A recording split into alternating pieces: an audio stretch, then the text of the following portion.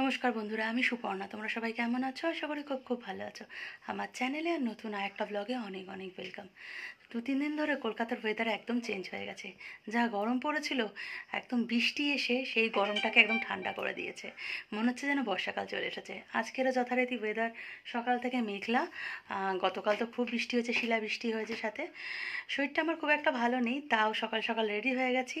আমি আর মেয়ে এক জায়গায় যাব, বাবা মার সাথেই যাব, গৌতম যেতে পারবে না। আর আজকে তো আজকে 10ই মে, আজকে অক্ষয় তৃতীয়া। তো অক্ষয় তৃতীয়ার অনেক অনেক শুভেচ্ছা অভিনন্দন সবাইকে জানিয়ে ব্লগটা শুরু করছি। আগেই জানানো উচিত ছিল। তো কোথায় যাচ্ছি, কেন যাচ্ছি, কি কারণে যাচ্ছি, সেটা ক্রমশ প্রকাশ্য আস্তে আস্তে আমি বলতে থাকবো তোমাদেরকে। বলতে মানে কি, শেয়ার করতে থাকবো। তো আপাতত সকালবেলা ভিডিওটা শুরু করে দিলাম। তোমরা দেখতে থাকো আর পাশে থেকো। যাবি যাবি ডোডো, ঘুরতে যাবি? মা বাবা রেডি হওয়ার পর থেকে ডোডো ভীষণ এক্সাইটেড। ও বুঝতে পারছে কিছু একটা হতে চলেছে, সবাই রেডি হয়েছে, তার মধ্যে আমি আর মেয়ে রেডি হয়ে এসেছি।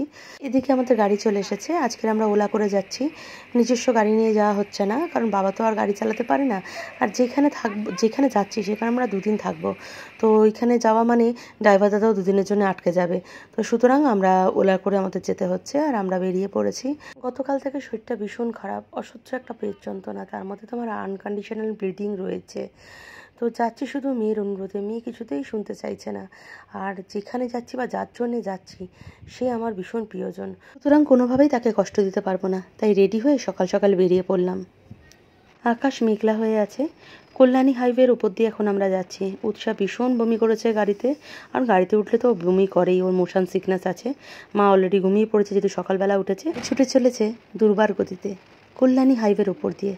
আর আমাদের আজকের গন্তব্যস্থল হচ্ছে খড়দা। অফিস টাইম শুরু হয়ে গেছে। আজকে আমাদের ভুটুবাবুর জন্মদিন, তাই ভুটুবাবুর বাড়িতে আসা হয়েছে। তাই তো ভুটুবাবু, আবার বলতে এটা কিন্তু ডোডোর বল, ডোডো বার্থডেতে পেয়েছে।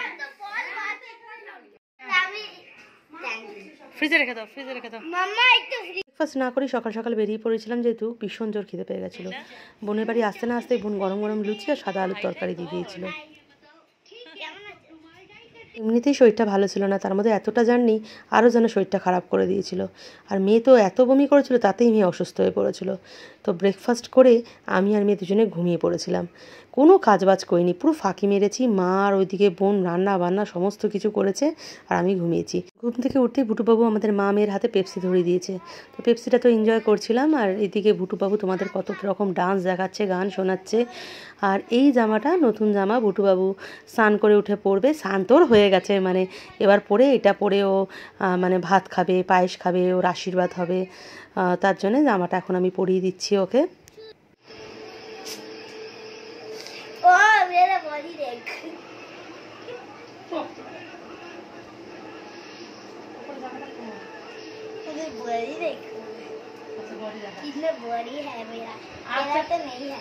আচ্ছা ঠিক আছে।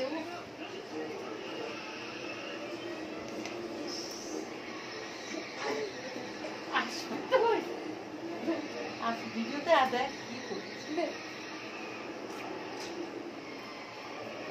এই দেখো গাছ শিখতে দিদি, খুব ভালো লাগছে, পুরো হাবলদার। ভালো লাগছে তো জামাটা পরেছি, বেবি ওয়াশ নাকি বেবি ওয়াশের মধ্যে লাগছে ভাই, সুন্দর লাগছে। এবার এইটা যে আর ওটা একটা দাও, ওটা আরে তুই তো দেখো রে ভিডিও করছিস।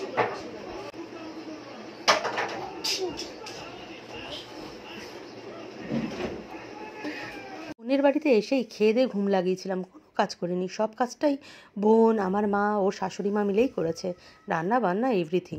আমি শেষমেশ ভুটুর ভাতের থালাটা গুছিয়ে দিলাম, আর টেবিলটাকে সুন্দর করে খাবার দাবার দিয়ে সাজিয়ে দিলাম। এখানে বোনের শাশুড়ি মা ভুটুকে আশীর্বাদ করবে, কিন্তু ভুটু যা অঙ্গভঙ্গি করছে, মানে তিনি আশীর্বাদ করতেই পারছিলেন না, এত প্রবলেম হচ্ছিল। তারপর তো অনেক বলার পর ভুটু একটু শান্ত হয়েছিল। ইনি হলেন বোনের শ্বশুরমশাই, ভুটুর দাদান। ভুটুর দাদান আর ঠাম্মি প্রথম ভুটুকে আশীর্বাদ করলো, আর আমার মা ভুটুকে আশীর্বাদ করছে। ভুটু আমার মাকে মাম বলে, দিদুন বলে না, মাম বলেই ডাকে ছোট থেকে।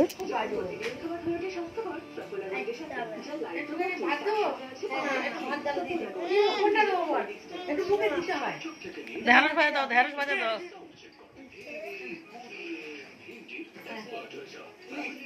এটা হচ্ছে পলাশ। পলাশ হচ্ছে আমার বোনের হাজবেন্ড, মানে ভুটুর পাপা। আশীর্বাদ করবে কি ছেলেকে, দেখো ছেলে গণেশ ঠাকুর সেজে বসে আছে, পাপা বেচারা কি করবে, অনেক কষ্ট করে তারপর পাপা ছেলেকে আশীর্বাদ করলো আর পায়েস খাওয়ালো। এবার বোন আশীর্বাদ করছে, আর বোন সারাদিন সকাল থেকে খেটে খেটে ওরও অবস্থা খারাপ, যা হোক করে স্নান করে ছেলেকে আশীর্বাদ করছে, এক হাতে সবটাই সামলাচ্ছে। তাও ভাগ্যিস মা আর ও শাশুড়ি ছিল, তা অনেকটা হেল্প করে দিচ্ছে। ভুটুর মতো দুরন্ত বাচ্চাকে সামলানো চারটিখানি ব্যাপার নয়, সেটা তো তোমরা ভিডিও দেখে বুঝতেই পেরেছো।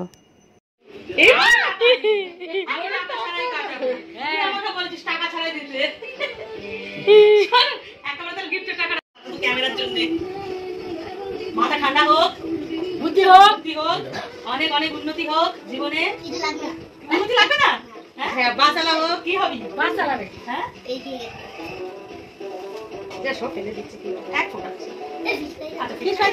জন্মদিনে যাবো বলে কোনো ঠিক ছিল না, তো ভেবেছিলাম ভুটু যখন গরমের ছুটিতে আসবে তখনই ওকে কিছু কিনে দেবো, তো বাধ্য হয়ে টাকাই দিতে হয়েছে, কিছু কেনার সময় পাইনি। হ্যাঁ সত্যি ঠিক বলছে, ভাইফোঁটা করে কিচ্ছু জানে না।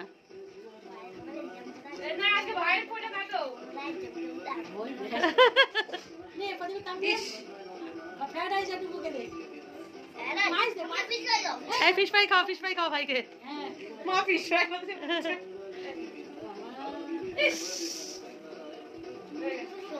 সকাল থেকে সবাই মিলে ওর জন্য এত রকমের এত কিছু রান্না করেছে, আর শেষে বার্থডে বয় শুধু ভাত খাচ্ছে ফিশ ফ্রাই দিয়ে, কোনো খাবার মুখে দেয়নি, সব খাবার তুলে দিয়েছে, শুধু আলু ভাজা আর ফিশ ফ্রাই দিয়ে ভাত খেয়েছিল। খুব জোর খেতে পেয়েছিল। একটু ডাল দিয়ে খা বাবা, একটু ডাল নে। শুধু শুধু খাচ্ছিস? ও ফিশ ফ্রাই দিয়ে শুধু খাচ্ছে। খেয়ে উঠে উৎসাহ রেস্ট নেয়নি, বেলুন ফোলাতে শুরু করে দিয়েছিল। দিদি বলে কথা, ভাইয়ের জন্মদিন, অনেক কাজ করতে হবে তাই না। সন্ধ্যাবেলা সব বাচ্চারা চলে আসবে, কেক কাটিং আছে, তার জন্য আমরা মা মেয়ে দুজনে ঘরটা সাজাতে ব্যস্ত হয়ে পড়লাম।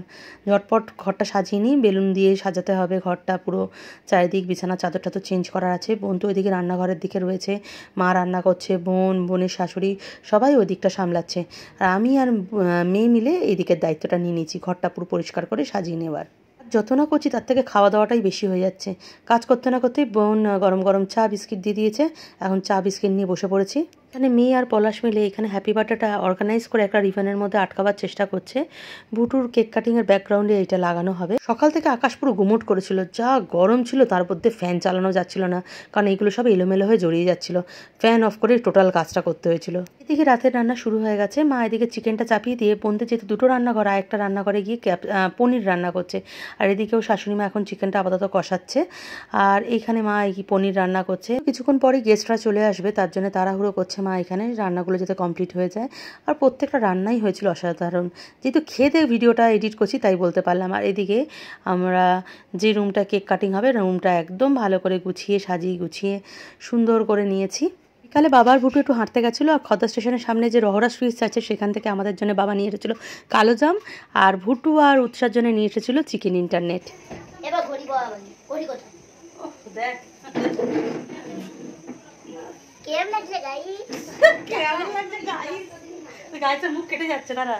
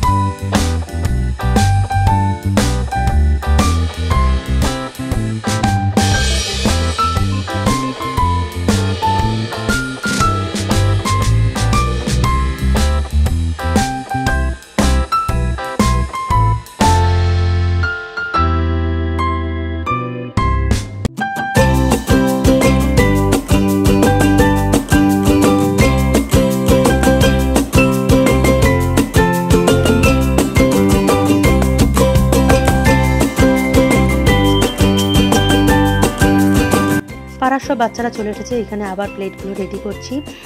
Chicken pakora, chips, cold drinks, cake তো রয়েছে, তার সাথে রাতে তো ডিনার আছেই, আছে আইসক্রিম। সব কিছুই মনমাট পরিপাটি করে বোন আর পলাশ অ্যারেঞ্জ করে রেখেছে। আর কেকটা আগে কেটে নেওয়া হয়েছিল কারণ পুটুর একটা বন্ধু দমদম থেকে এসেছে, নাম হচ্ছে সমাদিতা। ইউরো কিডসের দুজনে একসাথেই পড়াশোনা স্টার্ট করেছিল। আর সমাদিতার মা মৌসুমি আমার বোনের খুব ভালো একটা বন্ধু হয়ে গেছে, এই কয়েকদিনে ওদের একটা ভালো বন্ডিং তৈরি হয়ে গেছে। সুতরাং ওরা দমদম থেকে ভুটুর বার্থডে অ্যাটেন্ড করতে এসেছে, তো অত দূর ওরা রিটার্ন যাবে, তাই তাড়াতাড়ি আমরা কেকটা প্রথম একটা কেক কেটে নিয়েছিলাম। এখনও একটা কেক কাটিং বাকি আছে। আর এই ছোট বাচ্চাটা এত দুষ্টু আর এত এন্টারটেনিং বলার মতো না।